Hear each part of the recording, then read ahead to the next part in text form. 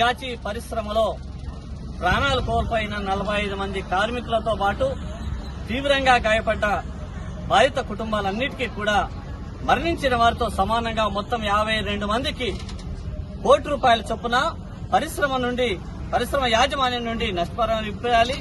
అదేవిధంగా ప్రభుత్వం కూడా ₹1 కోటి చొప్పున ఆర్థిక సహాయం ఎక్స్గ్రేసియా చెల్లించాలని చెప్పేసి మేము ప్రధానంగా డిమాండ్ చేస్తా ఉన్నాం.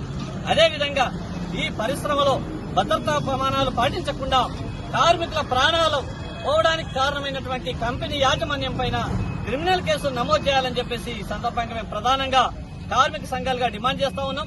ఈ డిమాండ్లతో ఇవాళ కార్మిక సంఘాల జేఏసీ ఆధ్వర్యంలో నిజామాబాద్ కలెక్టర్ కార్యాలయం ముందు మేము ధర్నా నిర్వహిస్తా ఉన్నాం. ముఖ్యంగా రాష్ట్ర వ్యాప్తంగా అనేక పరిశ్రమల్లో ఇవాళ పరిశ్రమ శాఖ ఎట్లాంటి తనిఖీలు చేపట్టట్లేదు. ఇవాళ ప్రమాదాలు జరిగినప్పుడు ప్రభుత్వం తూతూ మంత్రంగా ఇవాళ నష్టపరిహారాలు ప్రకటించి చేతులు దులుపుకుంటా ఉన్నది. ఇది సరైనది కాదు. వెంటనే పరిశ్రమల శాఖ మేల్కోవాలి.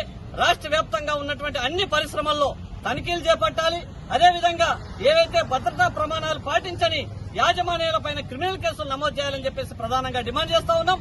అదేవిధంగా కార్మికుల రక్షణకు సంబంధించి వాళ్లకు ప్రభుత్వ రంగ సంస్థల్లో పనిచేస్తున్నటువంటి కార్మికులకు కూడా ఇవాళ రక్షణ పరికరాలు ఇవ్వట్లేదు. అదేవిధంగా ప్రైవేటు కంపెనీల్లో పనిచేస్తున్నటువంటి కార్మికులకు కూడా రక్షణ ఏర్పాట్లు ఉండాలి. ప్రాణాలకు ఇవాళ తెగించి కార్మికులు ఇవాళ విధులు నిర్వహిస్తుంటే వాళ్ళ ప్రాణాలు ఇవాళ గాల్లో దీపాలుగా మారుతా ఉన్న పరిస్థితి ఉన్నది. ఇది సరైన వైఖరి కాదు.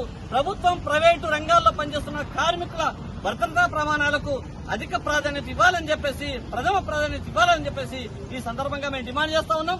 భవిష్యత్తులో ఇట్లాంటి ఘటనలు జరగకుండా ప్రభుత్వం సీరియస్ గా యాక్షన్ ప్లాన్ చేయాలని చెప్పేసి, లేకపోతే కార్మిక సంఘాలుగా ఉద్యమాలని ఆందోళనని తీవ్రతరం చేస్తామని చెప్పేసి మేము హెచ్చరిక చేస్తా ఉన్నాం.